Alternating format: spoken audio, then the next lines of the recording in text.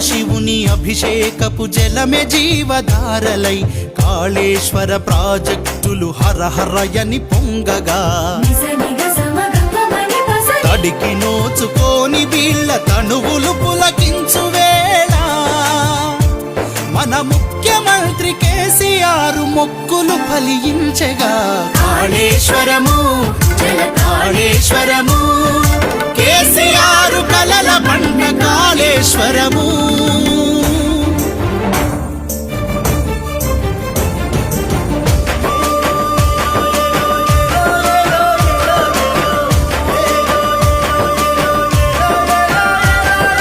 గోదావరి గంగమ్మను ఎగువన బందీ చేసిరి ప్రాణమిచ్చే ప్రాణహితను సముద్రాన కలిపేసిరి